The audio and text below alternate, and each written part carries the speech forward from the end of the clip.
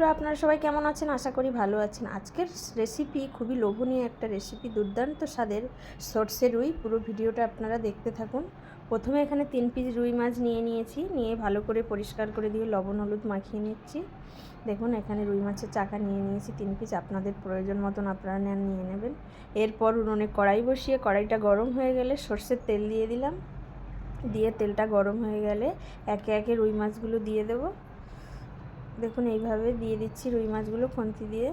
একদম মিডিয়াম আঁচে রুই মাছগুলো ভেজে নেবেন, ভালো সুন্দর করে ভেজে নেবেন, একদম লাল লাল করে, তাহলে ভাজাটা অবশ্যই ভালো হবে। আঁচটা একদম মিডিয়ামে রাখবেন, এইভাবে উল্টে পাল্টে ভালো করে ভেজে নেবেন। আজকের রেসিপি একদম ঘরোয়া এবং দুর্দান্ত স্বাদের রেসিপি। সবসময় একই রকম খেতে ভালো লাগে না, তাই আজকে বাড়ির সর্ষে দিয়েই সর্ষে রুই বানিয়ে ফেললাম। দেখুন রুই মাছটা সুন্দর করে ভাজা হয়ে গেছে, এইভাবে ভেজে তুলে নিতে হবে। তুলে নিলাম একে একে রুই মাছগুলো। এরপর ওই গরম তেলে 5 ফোড়ন দিয়ে দেবো।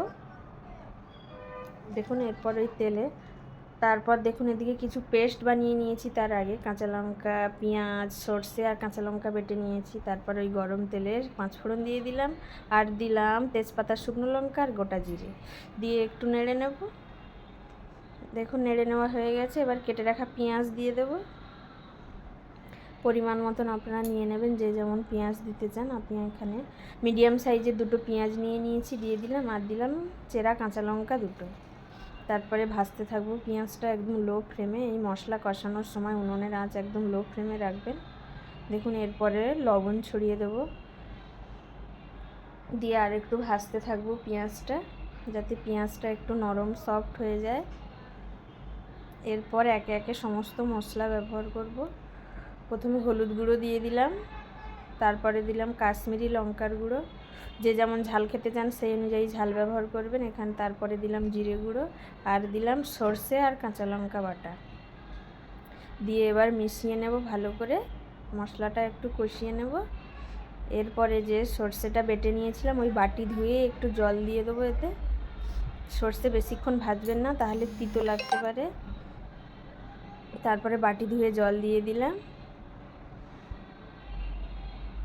দিয়ে মশলাটা একদম লো ফ্লেমে কষাতে থাকবো, একটু কষিয়ে নেব। সামান্য একটু ফুটে গেলেই ভেজে রাখা মাছ দিয়ে দিলাম, রুই মাছ দিয়ে ভালো করে মাখিয়ে নিচ্ছি সর্ষের সঙ্গে। দেখুন এইভাবে ভালো করে মাখিয়ে নিয়ে একদম লো ফ্লেমেই এই রান্নাটা করবেন, মশলা কষানোর থেকে আর শেষ পর্যন্ত। এইভাবে লো ফ্লেমে নেড়ে চেড়ে সুন্দর করে কষিয়ে নিলেই আজকের রুই সর্ষে একদম রেডি। একদম সহজ একটা রেসিপি, ঘরোয়া। একটু স্বাদের জন্য চিনি ছড়িয়ে দিলাম, দিয়ে এবার নেড়ে চেড়ে নামিয়ে নেব। আজকের রেসিপি একদম রেডি, সর্ষে রুই। আপনারা অবশ্যই একবার বাড়িতে ট্রাই করে দেখুন, খেতে দুর্দান্ত লাগে।